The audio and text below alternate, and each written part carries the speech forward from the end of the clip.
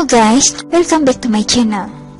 Di video kali ini kita akan berkisah tentang Soekarno yang ditolak cintanya oleh Noni Belanda. Selain dikenal sebagai seorang proklamator, Presiden Soekarno juga dikenal sebagai sosok presiden flamboyan dan menaruh perhatian lebih dalam urusan perempuan. Sejarah bangsa mencatat figur yang akrab disapa Bung Karno ini mempunyai istri lebih dari satu orang. Meski memiliki istri lebih dari satu, perjalanan cinta Bung Karno tidak selamanya mulus. Bahkan, Bung Karno pernah beberapa kali ditolak cintanya oleh gadis Belanda. Kisah asmara Bung Karno yang ditolak cintanya oleh Noni Belanda terekam dalam sebuah buku yang berjudul Bung Karno Penyambung Lidah Rakyat karya jurnalis Amerika Cindy Adams. Dalam buku tersebut dijelaskan, saat Bung Karno tengah bersekolah di HBS, sebuah sekolah di Surabaya, Jawa Timur, Bung Karno sendiri mengaku tertarik dengan gadis Belanda dan ingin sekali menjalin hubungan percintaan dengan mereka.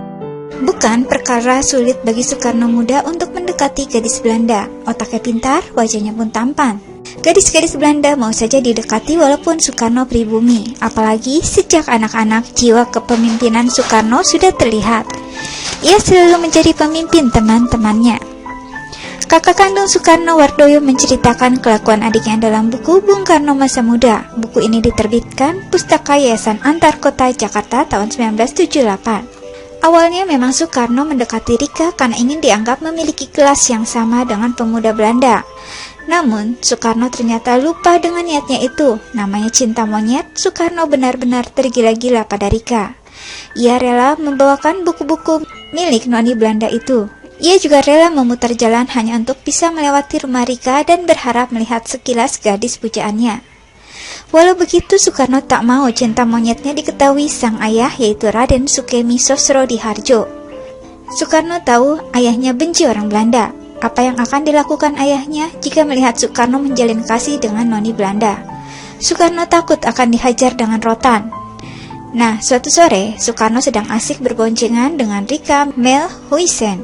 Di persimpangan jalan, dia tak sengaja menabrak seorang pengendara sepeda lain. Ternyata Soekarno menabrak Raden Sukemi, ayahnya sendiri. Bukan main takutnya Soekarno, tapi ketika itu ayahnya tidak marah. Ketika tiba di rumah, ayahnya malah berkata dengan lembut, "Nak, kau jangan khawatir, aku nggak marah karena kau bergaul dengan gadis Belanda. Hal itu baik sekali, itulah jalan terbaik agar bahasa Belandamu menjadi lebih baik lagi," ujar ayah Soekarno. Soekarno lega bukan kepalang, dia pun makin bersemangat mendekati gadis-gadis Belanda. Perjalanan cinta Soekarno beralih ke gadis putih lain yang bernama Laura. Betapa Soekarno juga memuja Laura. Ia memanfaatkan setiap kesempatan untuk bisa dekat dengan Laura. Tapi kisah cintanya dengan Laura tak berlangsung lama. Perburuan cinta Soekarno berlanjut. Ia berhasil menangkap seorang kekasih bule yang nomor 3. Mungkin Soekarno tidak benar-benar mencintainya. Buktinya, dalam autobiografinya ia sendiri lupa nama Noni Belanda ketiga yang dipacarinya. Yang ia ingat, gadis itu dari keluarga Rat, seorang Indo yang mempunyai beberapa putri cantik. Yang juga ia ingat, rumah keluarga Rat berlawanan arah dengan rumah yang ditinggali Soekarno, yaitu di rumah host Cokro Aminoto. Sekalipun begitu, selama berbulan-bulan pacaran, Bung Karno rela tiap hari jalan berputar arah hanya untuk menemani gadis pujaannya. Nah, tambatan hati keempat tidak pernah ia lupakan. Ia adalah seorang Noni Belanda nan cantik.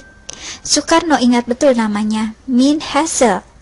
Seketika Min Hassel mampu menutupi lembaran-lembaran indah Soekarno muda bersama Pauline, Laura, dan putri keluarga Rat. Bukan hanya itu saja, Bung Karno juga begitu tergila-gila dengan sosok Min Hassel. Bagi Bung Karno, Min Hassel adalah segala-galanya. Wanita dengan rambut ikal, berkulit putih yang membuat Bung Karno tergila-gila dan jatuh hati. Min Hassel telah menyihir Soekarno menjadi gelap mata. Soekarno memuja Min Hassel sebagai kembang tulip berambut kuning berpipi merah mawar. Kulitnya halus lembut kapas, rambut blondenya ikal mayang dengan kepribadian yang mempesona. Bahkan, Soekarno merasa rela mati untuk mendapatkan gadis pujaannya itu. Maklumlah, usia Soekarno baru 18 tahun ketika itu. Akhirnya ia memutuskan untuk melamar sosok gadis pujaan hatinya itu. Dengan mengenakan baju dan sepatu yang paling bagus yang ia miliki, Bung Karno menyambangi kediaman Min Hassel dan menemui ayah Min. Begitu sampai di pekarangan rumah Min, Bung Karno terdiam, gemetar,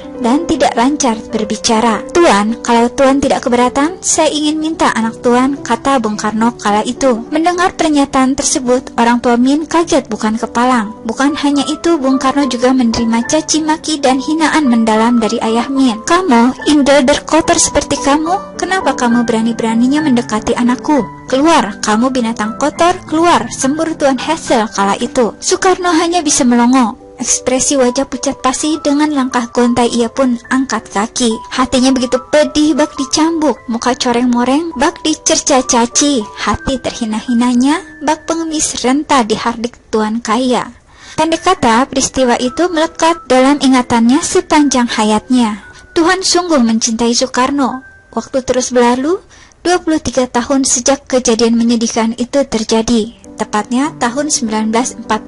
Saat Perang Dunia tengah berkecamuk, Soekarno sendiri sudah menjelma menjadi tokoh pergerakan kemerdekaan bagi bangsanya. Suatu sore ketika sedang berjalan-jalan di suatu jalan di Jakarta, ia mendengar seorang wanita menyebut namanya. "Soekarno?" Berpalinglah Soekarno ke arah pemanggil seraya menjawab, "Ya, saya Soekarno." Wanita itu pun tertawa terkikik-kikik. "Dapat kau menerka siapa saya?" Soekarno memandangi wanita berbadan besar, jelek, tak terpelihara. "Tidak, Nyonya, saya tidak dapat menerka." "Siapakah Nyonya?" Perempuan tersebut lalu menjelaskan bahwa dirinya adalah Min Hassel, bidadari masa lampau yang menjadi idaman Bung Karno. Namun seiring berjalannya waktu, Min yang dulu cantik telah berubah dan menjelma menjadi wanita gendut, jelek, dan badannya tidak terpelihara. Min Hassel, putriku yang cantik seperti bidadari sudah berubah menjadi perempuan seperti tukang sihir. Tak pernah aku melihat perempuan buruk dan kotor seperti itu. Mengapa dia membiarkan dirinya sampai begitu? Sadar ia melamun, buru-buru Soekarno memberi salam kepada mantan kekasihnya di Surabaya itu. Di Surabaya dulu. Setelah itu ia segera pamit untuk berlalu.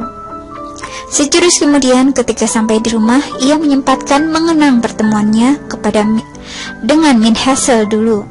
Tanpa sadar, Bung Karno mendesiskan rasa syukur kepada Tuhan yang Maha Penyayang.